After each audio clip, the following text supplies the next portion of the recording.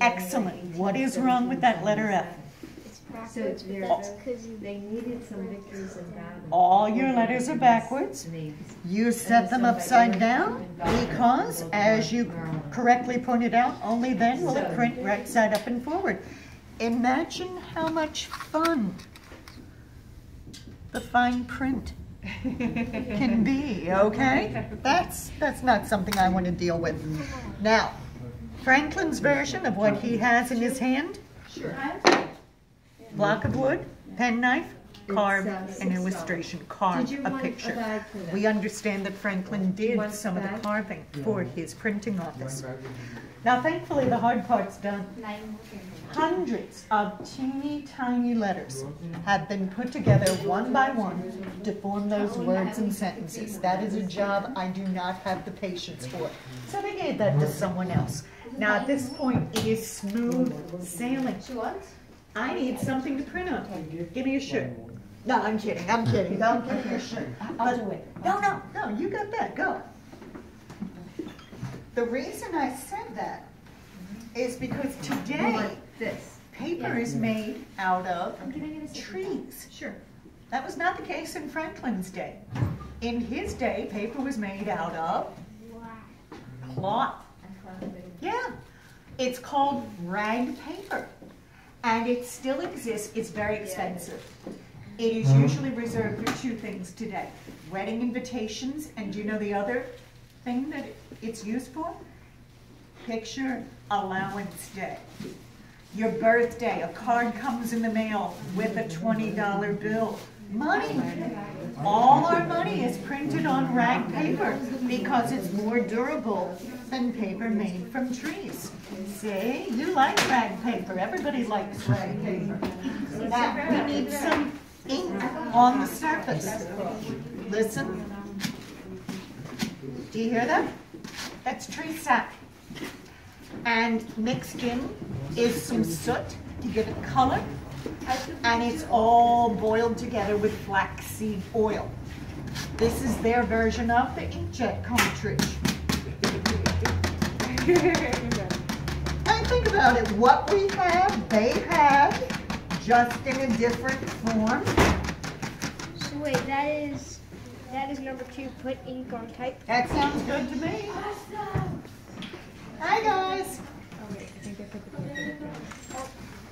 All right. Now we got to put this together. Do I click a mouse? Do I press the easy button? There isn't any. Okay, they didn't have easy buttons in their day. You had to put your back into it. It's called the printing press for a reason. One person inks, a second person presses. Dividing the work, you can get some speed together. They could do a print every 15 seconds. In a 10-hour day, they could print well over 2,000 whatever. Franklin even printed lottery tickets on a press like this. Now, he retired from printing at the age of 42. He did not print this, and by the way, this is the Declaration of Independence. But he helped to write it, and that's pretty good. Now, I would like you to see the printer. 1777, Baltimore. Who printed it? Mary Catherine Goddard. A woman did this. It surprises people, but it shouldn't. Families ran businesses. It's not unheard of for the widow, the daughter, the sister to continue the family business. Everyone's got the right to eat. Now, look up. That's where this is going. The paper is damp. Yeah, we were printing bunnies. The paper is damp. The ink is sticky. The safest place for this to dry is above your head. So that's what my coworker's doing. Now, as I say, Franklin printed anything. He printed lottery tickets. He printed a weekly newspaper called the Pennsylvania Gazette. Doesn't look like much, but remember, each letter is set one by one. A lot of work went into this. Something else he printed surprises people. Money. He printed Pennsylvania's paper money. Making fake money. That's a crime. What's that called? What is that crime called? Yes, counterfeiting. And Franklin solved the problem with leaves. The leaves aren't here to make the money pretty. They are making it difficult to counterfeit. The veins on a leaf are like thumbprints and snowflakes. No two are alike. Did this work? For about 40 years. And after 40 years, other anti-counterfeiting methods were introduced. So that's something he printed. But if people know Ben Franklin as a printer, chances are it has to do with this. Poor Richard's Almanac. This was a bestseller for two reasons. Number one, each edition opened with a really good story. By the end of the page, you're hooked. You're also a little disappointed. You know how it ended? 3 words, to be continued.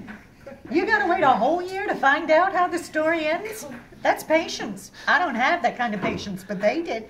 So that was popular. And then the other reason people couldn't get enough of this, the funny sayings. 3 may keep a secret. 3 may keep a secret if 2 of them are dead. Yeah. And fish and visitors. What did they do after 3 days? Stink. They stink. Fish and visitors stink after 3 days. Guys, file this in the memory bank. Means nothing now, but it will one day. Keep your eyes wide open before marriage and half shut afterwards. It'll make sense, don't worry. It will make plenty of sense. So this helped Franklin retire from printing at the age of 42. Now, to be fair, he'd been working in a printing office since he was 12. And do you know who taught him printing? His brother. He went to work for his brother, James. How do you think that worked? It didn't.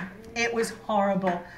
Franklin, yeah, he did eventually run away. Now, long story.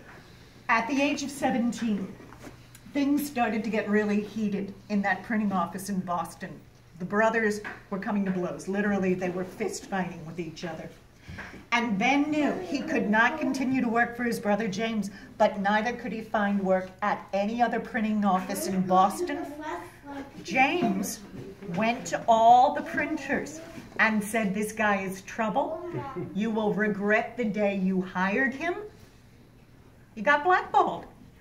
If he's going to be a printer, it's not going to be in Boston. So as you pointed out, he ran away. First he goes to New York City. And someone says, "Look, we don't have enough work for our own printers. They're not going to take kindly to you adding to the problem. Try Philadelphia." So he comes here. Boston's loss, Philadelphia's gain. He was successful, retired at the age of 42, did some amazing things. Let's see, signed the Declaration of Independence, signed the Constitution, flew the kite with the key, proved what a lot of other smart people suspected, lightning is a form of electricity. Invented special kind of glasses that people wear today to help them see both near and far, bifocals. This guy did amazing things. It's all possible thanks to this. You're looking at Franklin's high school diploma, bachelor's, master's, PhD, all rolled up into one. All right? Thanks for letting me yammer on. I know some of you came in towards the end. Don't worry. We'll do another demonstration shortly.